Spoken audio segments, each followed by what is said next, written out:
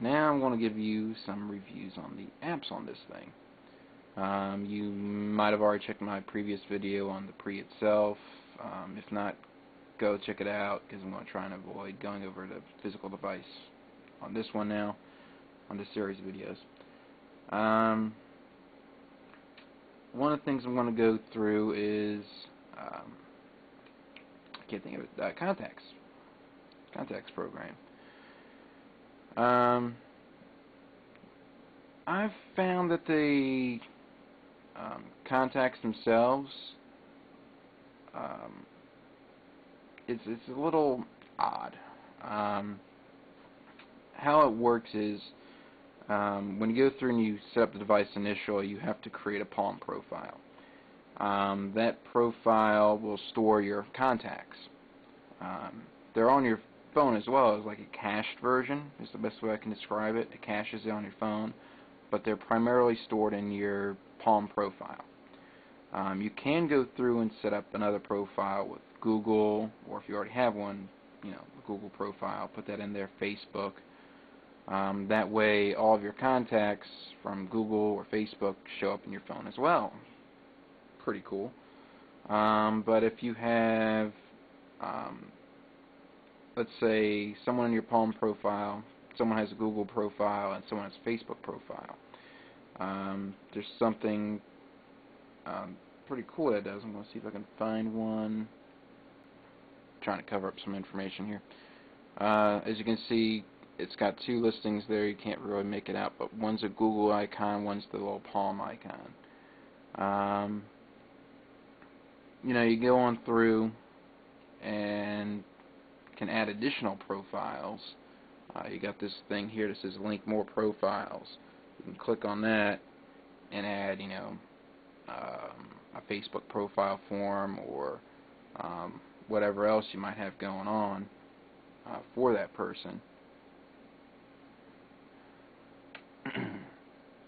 And get their additional contact information from there. So if they update their Facebook profile, their Facebook information gets updated. If you update their information, your Google profile, their Google information gets updated. You can go under contacts,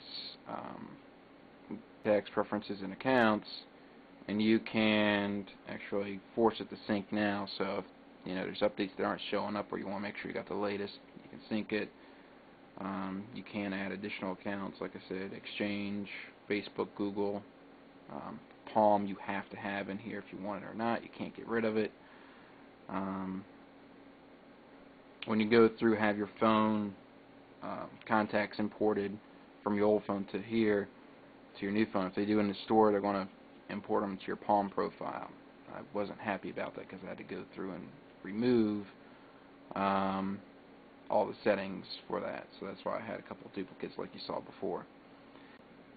It's a little bit different than on some things. You can keep going through adding additional phone numbers over and over and over, as many as you want. There's no real limit on it. If you're from the old Palm OS applications, you had basically a set number of fields you had for phone numbers, mobile, home, work, and other, I think there was. And now, I can have like 5 or 6 home numbers and not have a problem. 2 or 3 mobile numbers, not have a problem. And dozens of them all together. It's great. Several email addresses, several instant messenger addresses, all that. So it's kind of impressive there. Not really going to cover the email app because I got so much confidential stuff in there, but you pretty much go in there, it's set up your profile, it pulls down all your settings, and it works. One issue that is with it right now is if you rotate your phone, like have the email app open, you rotate it sideways, it doesn't rotate. There's actually some code you can put in there to actually make it rotate. Don't know why it's not built into it by default.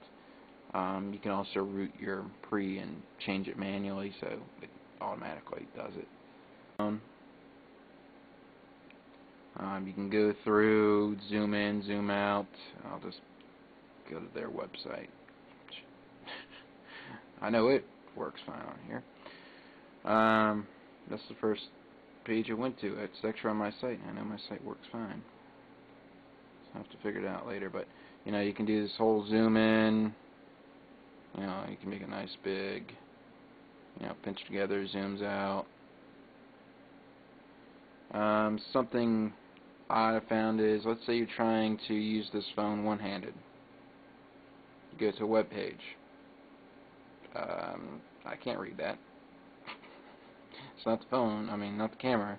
I mean, you just can't read that. So you gotta try and zoom in, but how can you zoom in one-handed? You have to have two fingers to zoom in. Little hack I've found is, you know, basically wrap your hand around it, get one finger there, and then kinda use your thumb and do this.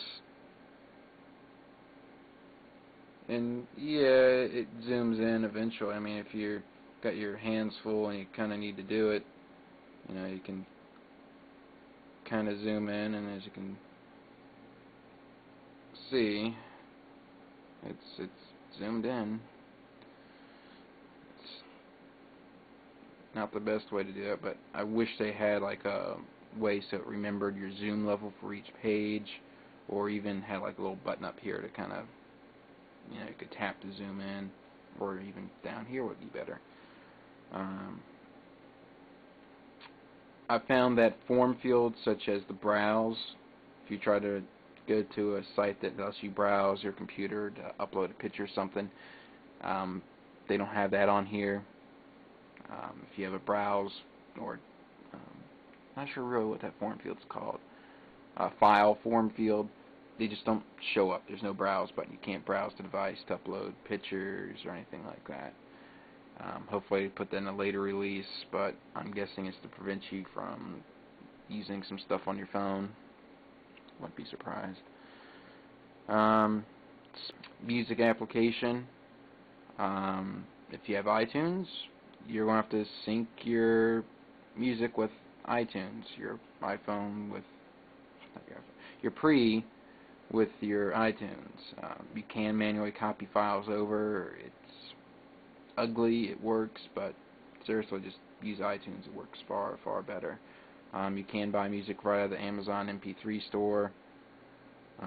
It just opens up the Amazon MP3 app. You know, you get your options in there, and pick and choose your music, set up your profile, sign into it, whatnot. Overall, the volume I found on the music on the device itself is pretty darn loud.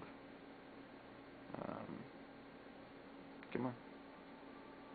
I should have picked something that had something right from the get-go, but I only think that's full volume. No, it is. There you go. And remember, that speaker's on the back side here. It's partially covered up right now. And I can hear that literally across the room. Quality of it's pretty good. You do have a headphone jack on this too if you want to listen to it. I wish the audio would go through my Bluetooth headset. That would be even better. So if I was, you know, driving or something like that, I could hear it in my Bluetooth headset. Because you do have applications like Pandora, which you Sprint Navigation is basically Google Maps, but weirder. Best way I can describe it. I just don't like it. Calculator, it's a calculator. Document viewer, if you download from an email, Word documents, Excel documents, PowerPoint, you can see them. Help is online and offline help. Updates, it's kind of cool. It's like Microsoft Update for your phone, if you want to think of it that way, where it'll go through and it'll check for any installed applications you have after there's updates for them. The last thing I'm going to go over is the phone itself.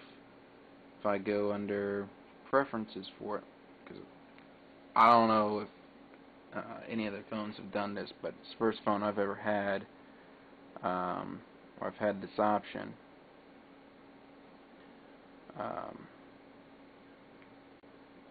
Update my private roaming list, update my network settings. I can actually go through and change it for data roaming, I can actually enable that. I never had that feature before on my other phones. So I can actually use data while I'm on someone else's network. You know, on like Verizon. I'm on Sprint, of course, right now, as you can guess. But if I'm on a Verizon network, I can actually use data, which is great for me because my phone will go in and out of roaming mode like that because I'm